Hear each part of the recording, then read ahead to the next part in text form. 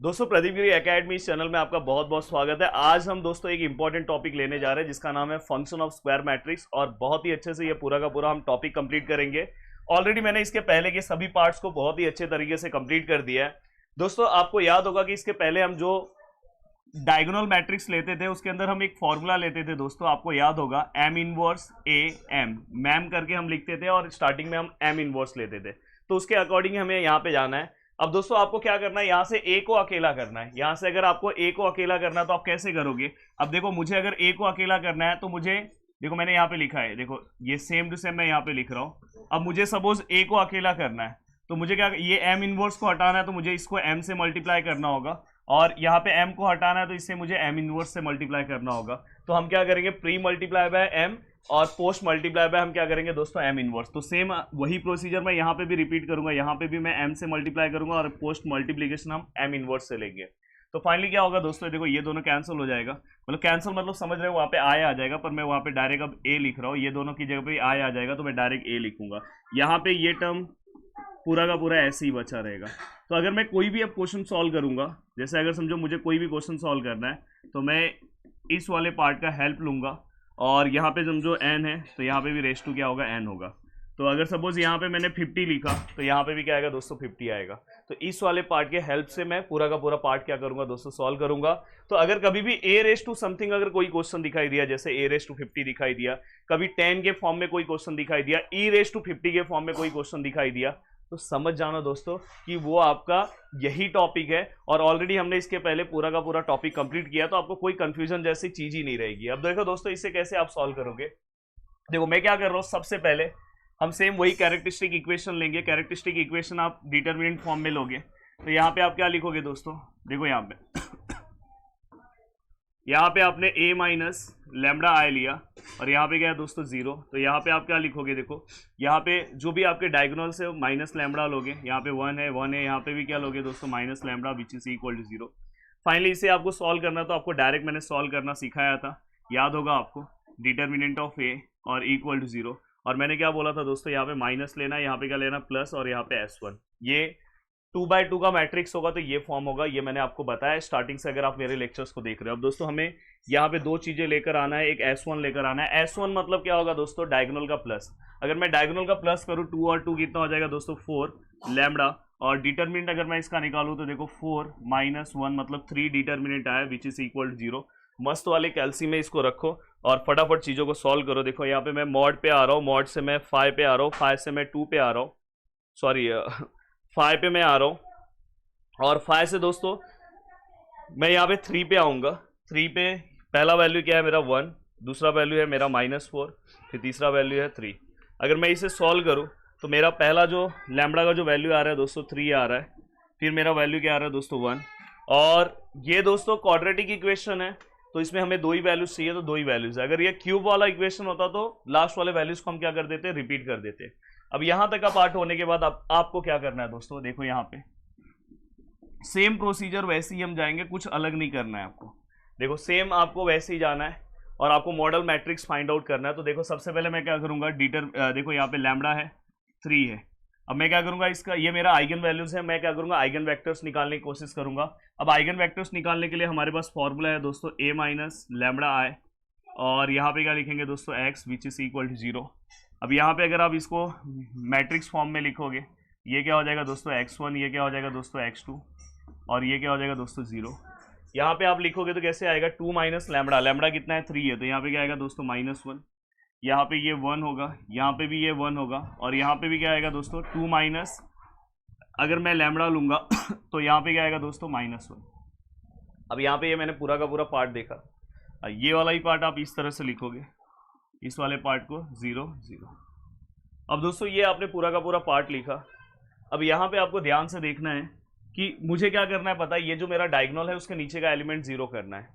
तो आपके लिए तो यहाँ पे बहुत सिंपल है दोस्तों, देखो 1 और -1 एक दूसरे का अपोजिट है, तो अगर आप इसको प्लस करोगे तो अपने आप ये वाला टर्म 0 हो जाएगा। तो आपको 0 किसको करना है, नीचे वाला टर्म। तो मैं यहाँ पे ऑपरेशन अप्लाई कर रहा हूँ, R2 को मुझे 0 करना है। मैं किसका हेल्प लूंगा दोस्तों, R1 का। तो यहाँ पे अगर आपके पास एक और प्रोसीजर है, आप इसको -1 से मल्टीप्लाई करो और -1 से मल्टीप्लाई करने के बाद आप रूल वाइज आप जा सकते हो, जो मैंने आपको स्टार्टिंग से सिखाया। पर यहाँ पे कोई दिक्कत नहीं, देखो ये अपोजिट साइन वाले हैं, मैंने R2 लिखा, R1 लिखा और मैं क्या करूँगा, अपोजिट साइन वाले को बस क्या करना है, प्लस करना है, तो अपने आप वो जीरो हो जाएगा, तो यहाँ पे प्लस। और जिसको आपको जीरो करना है उसको आप आगे लिखो, मुझे R2 को जीरो करना है। अब अगर मैं इसे सॉल्व करूँ तो दोस्तों ये किस तरह से होगा, देखो ये x1, ये x2, और ये क्या हो जाएगा दोस्तों जीरो, ये भी क्या हो जाएगा जीरो। अब देखो ये वाला पार्ट इसके साथ, पहले ये सॉल्व कर लो, बाद में हम मल्टीप्लाई करेंगे। देखो R1 चेंज नहीं होगा, वो सेम होगा। R2 देखो, R2 और R1 को आप कैलसी से प्लस करो, यहाँ पे जीरो आएगा। ये भी दोनों को प्लस करोगे, यहाँ पे भी जीरो आएगा। तो फाइनली अब अगर मैं इसे आंसर लिखने की तरह लिखूँ तो दोस्तों ये इस तरह से आएगा, देखो ये जीरो जीरो हो जाएगा, और ये वाला पार्ट इसके साथ मल्टीप्लाई हो जाएगा, तो क्या आएगा -1 इंटू एक्स, क्या हो जाएगा x1। और या तो चाहिए तो मैं ये टेबल नहीं भी बनाओगे, आप डायरेक्ट भी लिख सकते हो, इतना तो आपका प्रैक्टिस हो गया है। तो आप डायरेक्ट ये देखो ये वाले पार्ट को इसके साथ मल्टीप्लाई कर दो, तो क्या हो जाएगा -x1 प्लस x2, देखो ये वाला इसके साथ, ये वाला इसके साथ, और इक्वल टू जीरो। अब ऐसे टाइम पे दोस्तों आपको इसमें से किसी को भी कोई एक वैल्यू कंसिडर कर लो, और जैसे अगर समझो मैंने यहाँ पे x2 को t कंसिडर कर लिया, तो यहाँ पे अगर मैंने इसको t कंसिडर किया तो देखो x2 जो है वो मेरा t है, तो देखो x1 जो है, ये देखो ये मेरा जो, देखो ये x1 है, और मैंने इसको x2 को क्या कंसिडर किया था, t कंसिडर किया था, इक्वल टू जीरो। तो x1 ऐसे ही रहेगा, t वहाँ पे जाएगा, माइनस t होगा, माइनस माइनस कैंसिल, तो x1 इक्वल टू भी क्या आ गया दोस्तों, t। तो अगर मैंने अज्यूम किया, लेट x2 इक्वल टू मैंने t लिया, तो x1 का वैल्यू भी मुझे क्या मिला दोस्तों, t मिला। तो इसके अकॉर्डिंग अगर मैं यहाँ पे आइगन वैक्टर्स निकालूँ, eigen vectors for lambda equal to 3, इसके लिए आइगन वेक्टर्स क्या होगा दोस्तों, तो यहाँ पे अगर आप देखने जाओगे तो किस तरह से निकालोगे दोस्तों, देखो यहाँ पे हमें क्या लिखना है दोस्तों, x1, और यहाँ पे हमें किसका वैल्यू लिखना है, x2 का। तो देखो यहाँ पे आप जब लिखोगे, x1 का वैल्यू क्या है दोस्तों, t है, और x2 का वैल्यू क्या है दोस्तों, t है। अब यहाँ पे तो देखो x1 which is equal to, यहाँ पे देखो t जो है वो बाहर चले जाएगा, कॉमन आ जाएगा, तो यहाँ पे कुछ नहीं है तो 1 है, यहाँ पे कुछ नहीं है तो 1 है, तो x1 which is equal to, अब यहाँ पे डायरेक्ट आंसर समझ सकते हो, जो आपका x1 का आंसर क्या आएगा दोस्तों, 1,1। तो ये हमें क्या हो गया दोस्तों, यहाँ पे पहला वैल्यूज मिल गया, तो हमें पहला आइगन वेक्टर्स दोस्तों यहाँ पे मिल गया, 1 और 1 मिल गया। अब सेम यही प्रोसीजर हमें किसके लिए अप्लाई करना है दोस्तों, लैम्बडा इक्वल टू किसके लिए दोस्तों, 1 के लिए। सेम जैसे हमने 3 के लिए अप्लाई किया, सेम 1 के लिए अप्लाई करेंगे और उसका आंसर निकालेंगे। अब दोस्तों चलते हैं हम आगे, नेक्स्ट पेज पे जाते हैं। अब देखो दोस्तों यहाँ पे लैम्बडा इक्वल टू हमने 3 ले लिया, अब लैम्बडा इक्वल टू हम 1 ले रहे हैं। आप चाहिए तो पहले 1 लेके 3 लोगे तो भी कोई दिक्कत नहीं है। अब दोस्तों अगर मैं यहाँ पे वैल्यूज अप्लाई करूँगा तो यहाँ पे सेम वही formula a minus lambda i, यहाँ पे क्या आएगा दोस्तों x, और यहाँ पे क्या आएगा दोस्तों 0। अब यहाँ पे अगर आप इसे सॉल्व करने जाओगे तो यहाँ पे क्या हो जाएगा दोस्तों, देखो यहाँ पे जो आंसर आएगा वो आपका आएगा x1 x2, क्योंकि 2/2 का मैट्रिक्स है। यहाँ पे क्या आएगा दोस्तों 0 0, और यहाँ पे अगर आप 1 माइनस करते हो तो देखो बहुत सिंपल सा है, 2 - 1 1, 2 - 1 1। तो दोस्तों यहाँ पे 2 - 1 करोगे 1, ये भी 1, ये 1 और ये 1। अब फाइनली अगर आप इसे सॉल्व करने जाते हो तो किस तरह से आप इसे सॉल्व करोगे दोस्तों, देखो यहाँ पे हमें चेंज किसको करना है, R2 को, किसके रिस्पेक्ट में करना है दोस्तों, R1 के। चेंज करना है R2 को किसके रिस्पेक्ट में करना है दोस्तों, R1 के। यहाँ पे ऑलरेडी 1 है, तो यहाँ पे अगर आप देखोगे हमें इस 1 का हेल्प लेना, तो यहाँ पे 1 है, इसको गैप करना है, तो यहाँ पे क्या आएगा दोस्तों -1। अब दोस्तों यहाँ पे, और अगर आपको नहीं समझ में आ रहा तो देखो ये दोनों सेम है, जब सेम होंगे तो इसमें से इसको माइनस कर दो, अपने आप 0 हो जाएगा। तो यहाँ पे R2 - R1 कर दो तो भी 0 हो जाएगा, और दोनों अगर अपोजिट साइन में तो दोनों को प्लस कर दो। अब दोस्तों देखो यहाँ पे ये x1 है और ये क्या है दोस्तों x2 है, और यहाँ पे क्या है दोस्तों ये 0 0। अब यहाँ पे देखो R1 चेंज नहीं होगा जो पीछे है, R2 जो आगे है वो 0 हो जाएगा। देखो 1 - 1 0, 1 - 1 0। फाइनली अगर मैं इक्वेशन लिखूँ तो क्या आएगा, x1 ये x2 इससे मल्टीप्लाई होगा, और यहाँ पे कुछ नहीं है तो दोस्तों 0 है। इसमें से आप एक वैल्यूज कुछ भी कंसिडर कर लो। फॉर एग्जांपल देखो आप t भी कंसिडर कर सकते हो, पर अगर समझो मैंने समझो x2 इक्वल टू -t ले लिया, इन केस, हाँ अगर सपोज मैंने इसको -2 ले लिया, वैसे आप t भी ले सकते हो, कोई दिक्कत नहीं है। तो अगर मैंने -t ले लिया तो मेरा x1 क्या हो जाएगा दोस्तों, x1 इक्वल टू, तो यहाँ पे क्या आ जाएगा दोस्तों, देखो x1 ये प्लस मैंने इसका वैल्यू कितना लिया है दोस्तों -t, और इक्वल टू 0, तो x1 ये क्या हो जाएगा -t equal to 0, then x1 equal to क्या हो जाएगा दोस्तों t। तो x1 का वैल्यू क्या मिला मुझे t, और x2 का वैल्यू क्या है दोस्तों -t। अब आपको क्या करना है दोस्तों, इसे लिखना है। तो आप लिखते टाइम इसे क्या लोगे, अब x2, यहाँ पे क्या आएगा दोस्तों x1, यहाँ पे क्या आएगा x2। तो फाइनली अगर आप इसे सॉल्व करते हो तो x1 का वैल्यू कितना है दोस्तों t, और x2 का वैल्यू कितना है दोस्तों -t। तो फाइनली अगर आप इसे सॉल्व करोगे तो ये देखो 1, ये -1, थोड़ा -1 अच्छे से लिखो यार, और यहाँ पे क्या आएगा दोस्तों बाहर t, और तो हमें x2 का जो आंसर है दोस्तों क्या मिल गया 1 and -1, मतलब ये हमारा क्या आ गया दोस्तों, आइगन वेक्टर्स का हमें क्या हो गया दोस्तों आंसर यहाँ पे मिल गया। हमें यहाँ पे आइगन वेक्टर्स का क्या हो गया, आंसर मिल गया। अब यहाँ पे ये वाला पार्ट हो गया, दोनों हमने आइगन वेक्टर्स निकाल दिया। अब इसी से दोस्तों हम मॉडल मैट्रिक्स निकालेंगे। मॉडल मैट्रिक्स मतलब m हम यहीं से क्या करेंगे दोस्तों, फाइंड आउट करेंगे, जो हम पहले से फाइंड आउट करते आ रहे हैं। मॉडल मैट्रिक्स बहुत इजी है दोस्तों। हम x1 का वैल्यू रखेंगे। x1 का जो वैल्यू है दोस्तों कितना है, x1 का 1,1 है, तो ये क्या हो गया 1 1, और x2 का क्या है दोस्तों 1 -1। इन केस अगर किसी ने पहले ये वैल्यूज लिया तो उसका ये वाला पार्ट पहले आएगा, वो वाला पार्ट, ये 1 1 वाला पार्ट पीछे आएगा, तो उससे भी आंसर सेम ही आएगा, कुछ अलग नहीं आने वाला, तो प्लीज टेंशन मत लेना।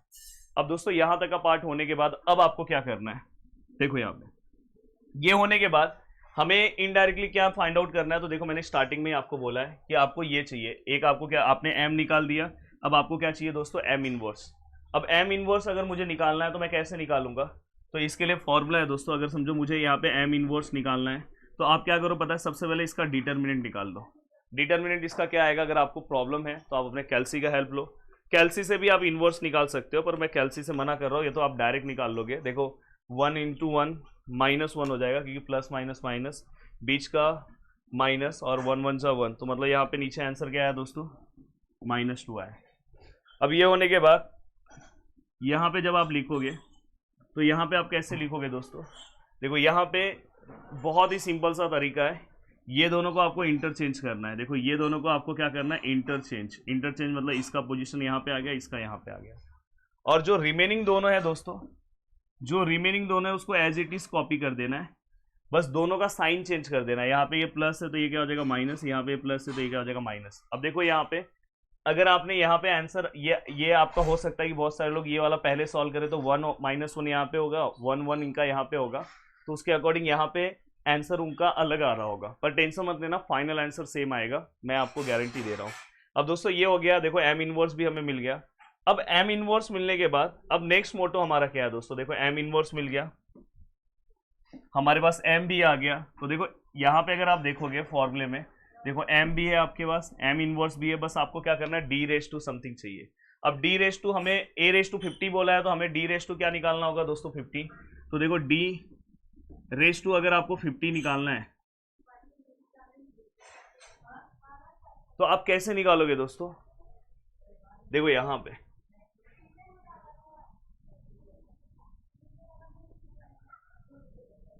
आप यहां पे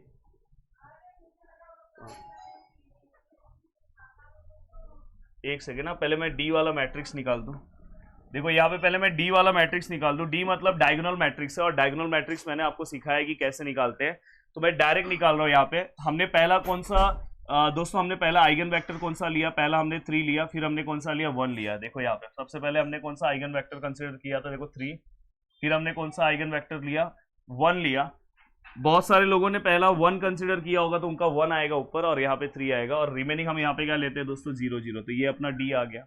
अब मुझे यहाँ पे क्या करना है, d हमें क्या चाहिए दोस्तों 50 चाहिए, तो फाइनली ये क्या हो जाएगा दोस्तों 3 ये 0 मतलब 0 ही होगा, ये भी 0 ही होगा, और ये 1 क्या हो जाएगा दोस्तों 50, तो ये वाला ही पार्ट अपना हो गया। और फाइनली अब मुझे क्या फाइंड आउट करना है दोस्तों, क्वेश्चन में उन्होंने हमें क्या लिखा है, हमें a m इनवर्स स्टार्टिंग में है क्या, चेक करो, ये देखो हमने यहाँ पे निकाला m इनवर्स लास्ट में है, तो m है, फिर d है, देखो m है, d है, फिर क्या है दोस्तों m इनवर्स। तो अगर मुझे a क्या निकालना है दोस्तों 50, यहाँ पे हमने m लिखा, यहाँ पे हमने क्या लिखा d50, और यहाँ पे क्या लिखा दोस्तों m इनवर्स।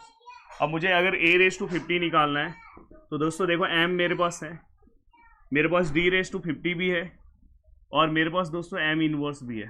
प्लीज़ बहुत अच्छे से ध्यान देना, आपको सभी चीज़ें समझ में आएगी। अब दोस्तों अगर आप यहाँ पे देखोगे तो d⁻50 आपके पास क्या है दोस्तों, 350, 0, 0, 1⁻50। यहाँ पे m इनवर्स आपके पास क्या है दोस्तों, m इनवर्स हमने निकाला था दोस्तों, देखो m इनवर्स हमारे पास है 1/-2, 1/, थोड़ा सा मुझे यहाँ पे जगह देना पड़ेगा, 1/-2, और क्या था दोस्तों, देखो यहाँ पे है -1, -1, -1 और 1, ये भी हो गया। अब ये होने क्या दोस्तों, m का वैल्यू क्या है हमारे लिए, m का वैल्यू था 1, 1, 1, -1, 1, 1, 1, -1। बस अब हमें क्या करना है, ये तीनों को अच्छे से सॉल्व करना है, और मैं आपको बेसिक विदाउट कैलसी बताऊंगा, क्योंकि हो सकता है कभी भी यहाँ पे अदर कैलकुलेशन भी आया तो आप अगर कैलसी से सॉल्व कर रहे हो तो दिक्कत हो सकता है। अब दोस्तों देखो यहाँ पे a⁻50 है। अब देखो सबसे सिंपल मैं आपको बोलूँ, ये माइनस साइन आप अंदर भेज दो और ये 1/2 आगे ले लो, 1/2 हमने आगे ले लिया, तो देखो यहाँ पे ये 1 है, 1 है, 1 है, -1 है, ये 3⁻50 है, ये 0 है, ये 0 है, 1⁻50 है। अब दोस्तों देखो यहाँ पे ये माइनस साइन अंदर चले गया, माइनस साइन अंदर गया तो ये 1 हो गया, ये भी 1 हो गया, ये भी 1 हो गया, और यहाँ पे माइनस आएगा तो -1 हो गया। अब आप क्या करो दोस्तों, a⁻50 इक्वल टू, ये देखो 1/2 ऐसे ही है, ये 1, 1, 1, -1 ऐसे ही है। अब ये दोनों का कैलकुलेशन कर दो, ये दोनों का अगर हम कैलकुलेशन करते हैं तो देखो कैसे होगा, ये वाला पार्ट इसके साथ मल्टीप्लाई होगा, तो ये इसके साथ होगा तो ये 3⁻50 ही रहेगा, ये 0 इसके साथ होगा तो कुछ मतलब नहीं है, ये वाला पार्ट फिर से इसके साथ, तो ये इसके साथ होगा तो ये क्या होगा दोस्तों 3⁻50, ये 0 इसके साथ कुछ मतलब नहीं है, फिर ये वाला पार्ट इसके साथ होगा 0 इंटू कुछ मतलब नहीं है, ये इसके साथ रहेगा तो 1⁻50 आएगा, और 1⁻50 1 ही होता है, ये वाला पार्ट इसके साथ आएगा तो दोस्तों देखो 0 0 ही रहेगा, और ये -1 इंटू 1 क्या आएगा दोस्तों 50, तो माइनस आएगा। अब हमारे पास ये कैलकुलेशन बचा, अब आपको ये कैलकुलेशन पे खेलना है। अब देखो इस कैलकुलेशन को अगर आप सॉल्व कर रहे हो, बहुत ही आसानी से, बहुत ही सिंपल तरीके से बता रहा हूँ, ये 1/2 ऐसे ही है, देखो ये वाला पार्ट इसके साथ तो 1 इंटू ये क्या हो जाएगा दोस्तों 3⁻50, ये 1 इंटू, तो ये क्या हो जाएगा +1⁻50। यहाँ पे अगर आप ये करोगे इसके साथ तो दोस्तों ये देखो ये क्या हो जाएगा 3⁻50, ये 1 इसके साथ तो 1⁻50, पर बीच में प्लस माइनस माइनस हो जाएगा। यहाँ पे अगर आप करोगे तो ये देखो ये इसके साथ, तो ये क्या हो जाएगा दोस्तों 3⁻50, और ये -1⁻50, यहाँ पे ये इसके साथ हो जाएगा, तो देखो ये वाला अब इसके साथ 3⁻50 माइनस माइनस प्लस हो जाएगा 1⁻50। तो दोस्तों हमने इतना आंसर रख दिया।